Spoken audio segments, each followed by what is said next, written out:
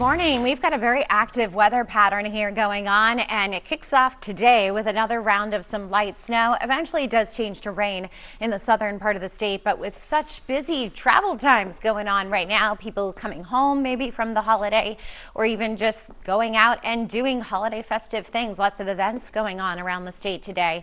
Just be prepared that there could be some impacts to travel, especially north and west of the lakes region, where this will be in the form of snow. Not heavy by any means, but it only takes a little bit of snow to really grease up the roadways. We saw that a couple days ago on Black Friday. On Monday, tomorrow, a break between systems, back to work, back to school, temperatures in the mid-30s, and we have sunshine. But then a larger system, likely the first statewide snow, comes in on Tuesday. It will be light snow throughout the day, but it will accumulate and pile up. And so that will likely mean that there's plows out, that there may be some impacts to travel and the school days, work days on Tuesday.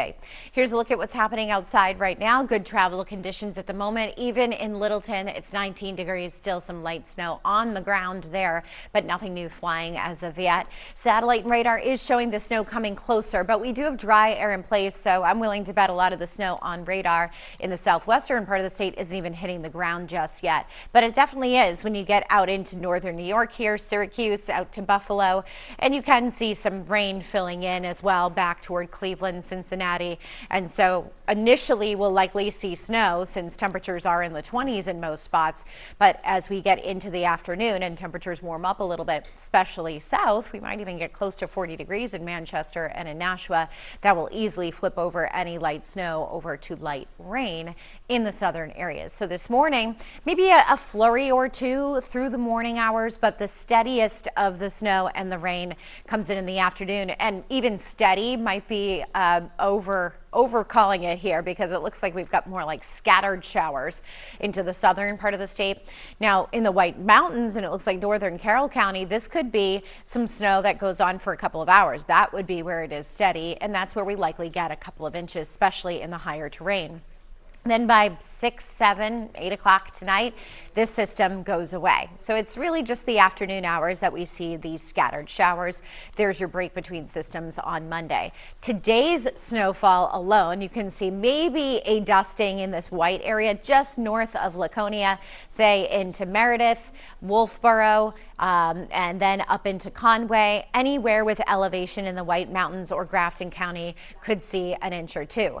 Then as we look ahead to Tuesday, a more significant storm system comes in, and this is how it's looking now. The storm system itself appears to have sped up, so now it's an all-day Tuesday event, not just in the afternoon. So the snow likely breaks out around sunrise, and then it really ramps up into the afternoon and evening as the storm actually intensifies off the coast here. You can see that we get these bands of heavier snow that set up right through the southern areas of the state and even into Massachusetts too. I think right at the coast, like Portsmouth down into Boston, will likely mix a little bit with rain. So lesser amounts right at the immediate coast, but then a few miles inland is likely where we see the heaviest snow, and it's gone by Wednesday morning. So it's a Tuesday during the day event. Here's how much we could be looking at. This is our first call. These numbers may change. We're thinking about 4 to 8 inches in that band that likely sets up where we see some of the heaviest snow. And notice such a sharp cutoff to areas to the south and east and right out at the coastline. Far to the north, about 2 to 4 inches expected there. Once we get past that system, the temperatures really get cold. In fact, Friday, our highs running only in the 20s.